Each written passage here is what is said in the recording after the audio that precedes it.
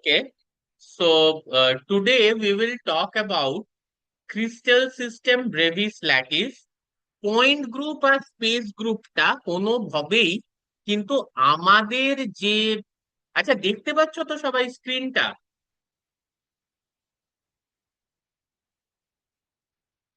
আরে হ্যাঁ কেউ স্যার। হ্যাঁ, আচ্ছা, crystal system brevis lattice point group আর স্পেস গ্রুপ। পয়েন্ট গ্রুপ আর স্পেস গ্রুপটা কোনোভাবেই গ্রাজুয়েশন লেভেলে সিলেবাসের পার্ট হতে পারে না, ইভেন পোস্ট গ্রাজুয়েশন লেভেলেও সিলেবাসের পার্ট হতে পারে না। So that is something different. We are not interested about point group and space group right now. কিন্তু ক্রিস্টাল সিস্টেমটা কিন্তু একটু ভালো করে বুঝতে হবে, বিকজ এটার ওপর কিন্তু প্রচুর কোয়েশ্চেন্স আসে, এবং এইটা কিন্তু তোমাদের একটু জানতে হবে। Okay, so the first thing is যে what is a crystal system. ঠিক আছে, হ্যাঁ, what is a crystal system, একটা জিনিস বোঝাটা খুব ইম্পর্টেন্ট। সেটা হচ্ছে যে অ্যাটমস, আয়নস আর মলিকিউলস এর একটা কিন্তু অ্যারেঞ্জমেন্ট থাকে ক্রিস্টালাইন সলিডস এ। আমরা কিন্তু এক্স রে ডিফ্রাকশন ডেটার সাহায্যে সেই অ্যারেঞ্জমেন্টটা বুঝতে চাইছি। ঠিক আছে, এবার এই যে ইন্টারনাল অ্যারেঞ্জমেন্টটা থাকছে উইদিন আ ক্রিস্টাল, এটা কিন্তু একটা ডেফিনিট সিমিট্রি প্যাটার্ন ফলো করবে।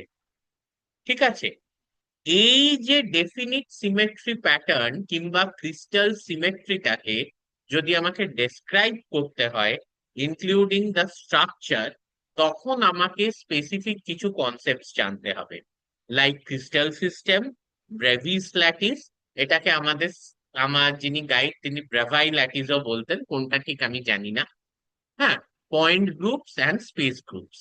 ঠিক আছে, তা এবার হচ্ছে যে ক্রিস্টাল সিস্টেমটা আমরা কিসের ওপর বেস করে আর কি, আম, কিসের ওপর বেস করে আমরা ক্রিস্টাল সিস্টেমের ক্লাসিফিকেশন করব। ঠিক আছে, এটা হচ্ছে যে একটা unit cell within a crystal, সেটা জিওমেট্রি এবং সিমেট্রির ওপর বেস করে আমরা একটা ক্রিস্টাল সিস্টেমকে ক্লাসিফাই করব। What is an unit cell then? The unit cell is the smallest repeating structural unit of a crystal lattice.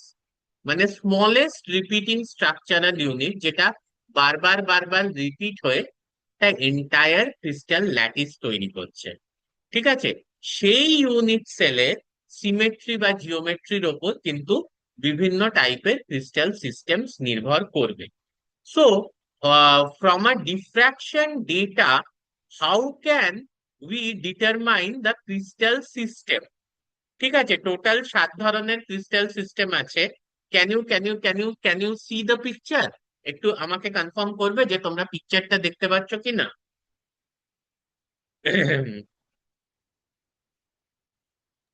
হ্যাঁ স্যার।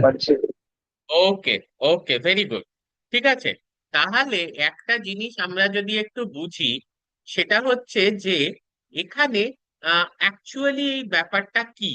তো তিনটে প্যারামিটার কিন্তু খুব ইম্পর্টেন্ট। কি কি তিনটে প্যারামিটার আমরা যদি একটু দেখি? ঠিক আছে, একটা হচ্ছে গিয়ে, এই তিনটে বলছি, তিনটে তিনটে 6টা parameter, I am very sorry. হ্যাঁ, খুব ইম্পর্টেন্ট। একটা হচ্ছে গিয়ে লেংথ অফ দ্য অ্যাক্সেসেস, মানে X axis, Y axis, Z axis, এই তিনটে লেন্থ। আরেকটা হচ্ছে অ্যাঙ্গেলস বিটুইন দেম, মানে এক্স ওয়াই এর মধ্যে অ্যাঙ্গেল, ওয়াই জেড এর মধ্যে অ্যাঙ্গেল, আর জেড এক্স এর মধ্যে অ্যাঙ্গেল। সো এই 6টা, মানে টোটাল যদি আমি ভাবি যে দুটো ডিফারেন্ট জিনিস, one is the length of the axes, another is the angle between them. So length is A, B and C, আর অ্যাঙ্গেল হচ্ছে অ্যালফা, বিটা অ্যান্ড গামা। একটু যদি আমরা ছবিতে দেখে নিই। ঠিক আছে, so here you can see the length. ঠিক আছে, এইটা হচ্ছে গিয়ে কার্সারটা মুভ করছে, দেখতে পাচ্ছ তো তোমরা?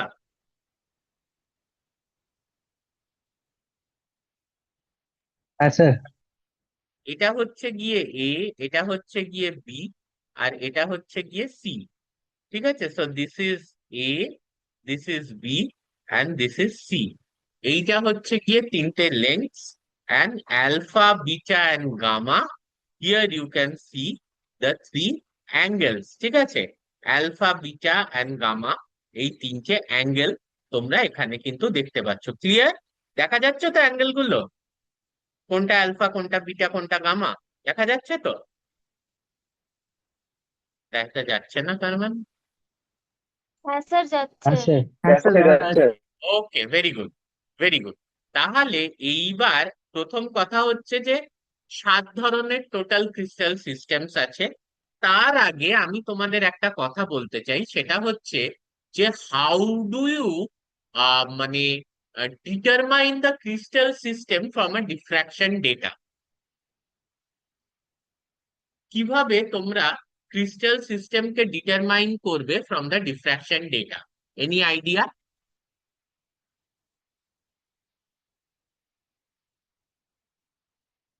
Well, if you are Soumen Dutta sir, মানে মাই গাইড, তাহলে সে ডিফ্রাকশন ডেটা দেখেই বলে দেবে যে এটা হচ্ছে গিয়ে ট্রাইগোনাল।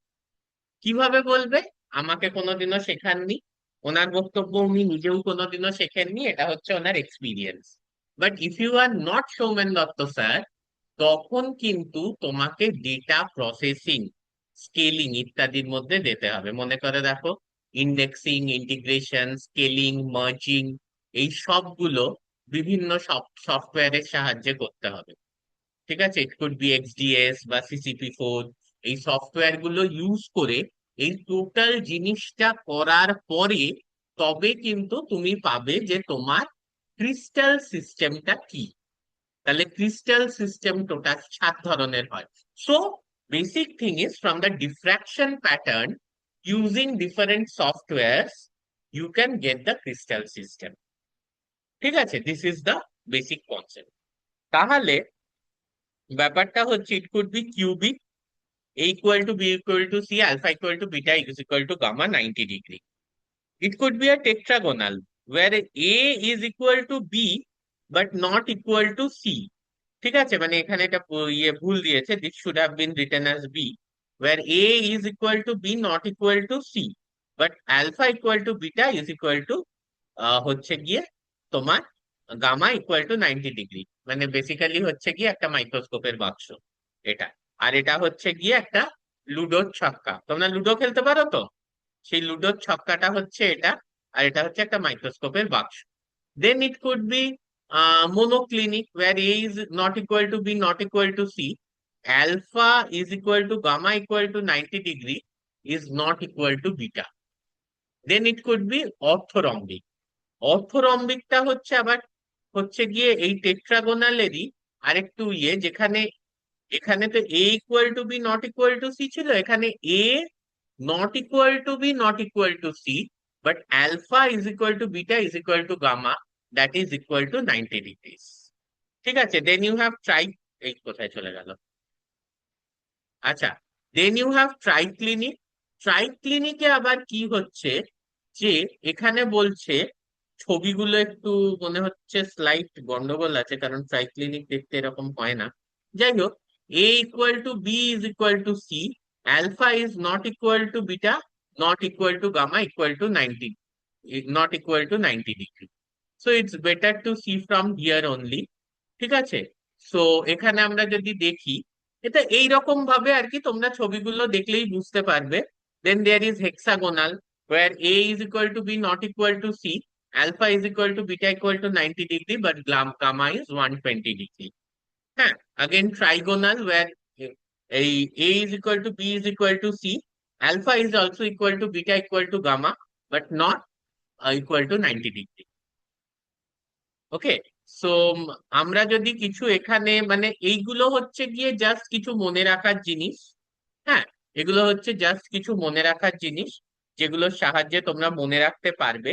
এবং এইখানে যেটা ব্যাপার দেখো, আমি খুব ইজিলি মনে রাখি। আমি কিভাবে মনে রাখি?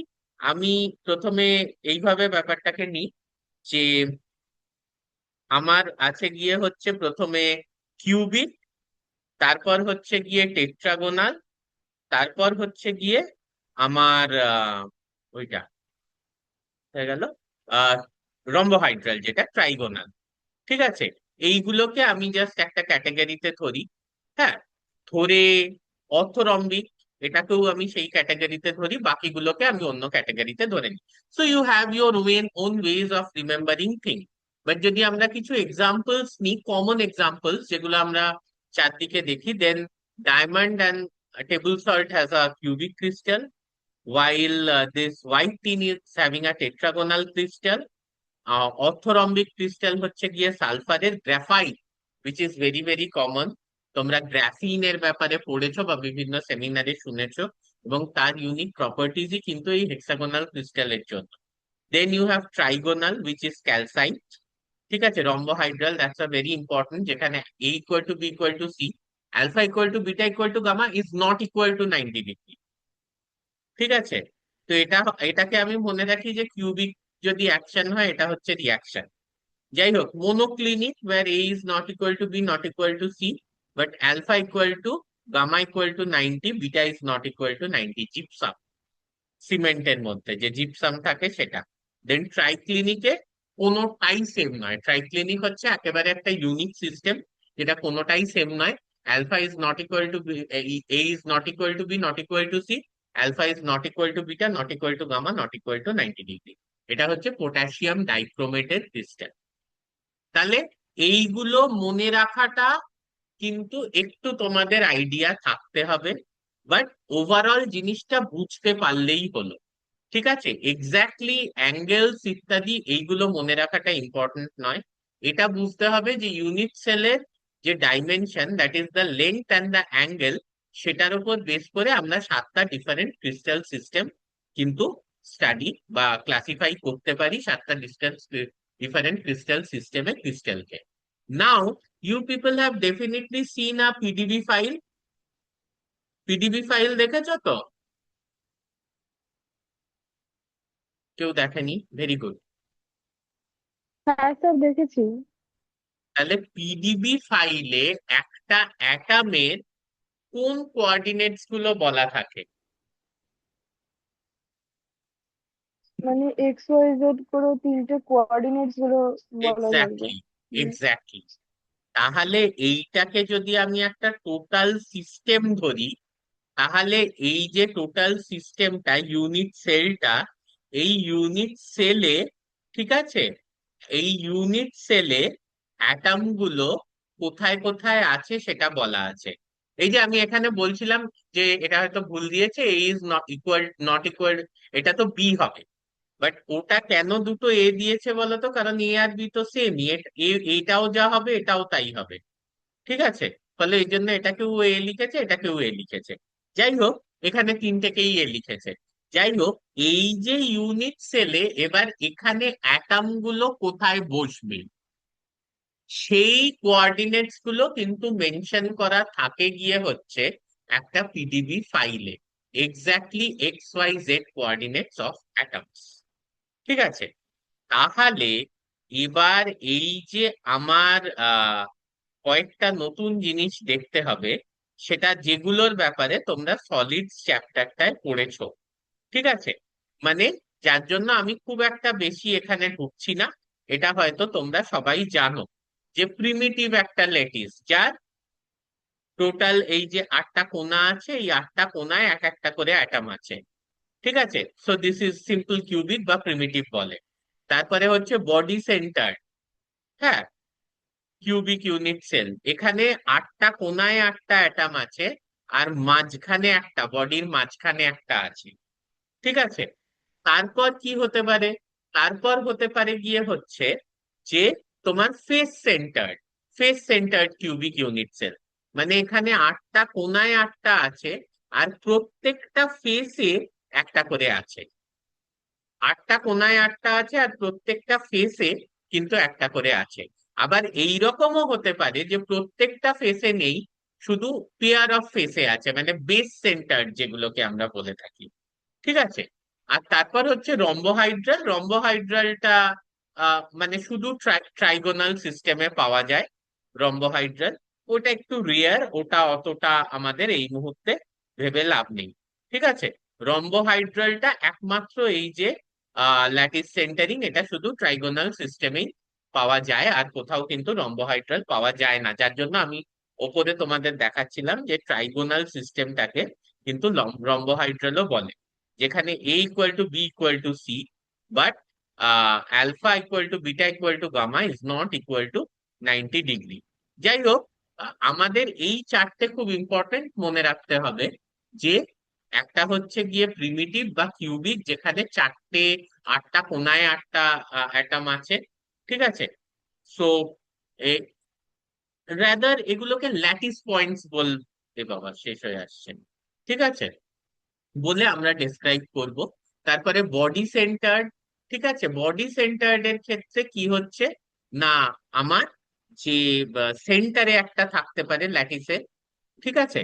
আর হচ্ছে গিয়ে ফেস সেন্টার্ড, সেখানে আট, যেরকম আটটা কোনায় আটটা তো আছেই, প্লাস প্রত্যেকটা ফেসে একটা করে কিন্তু ল্যাটিস পয়েন্টস আছে। সেরকম আছে বেস সেন্টার, যেখানে আটটা কোনায় আটটা আছে, এবং দুটো ফেসে, ওয়ান পেয়ার অফ ফেসেস এ এক একটা করে আছে ল্যাটিস পয়েন্টস। এইবার একটা জিনিস, সেটা হচ্ছে যে তাহলে ব্রেভাইস ল্যাটিস ব্যাপারটা কি।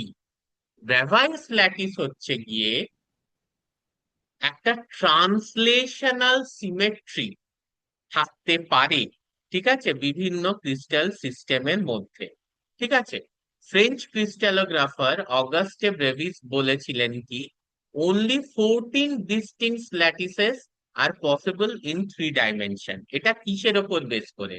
This is based on translational symmetry, হ্যাঁ, যেখানে in which every lattice point has an identical environment. এত কঠিন ব্যাপারে আমি যাচ্ছি না, ঠিক আছে।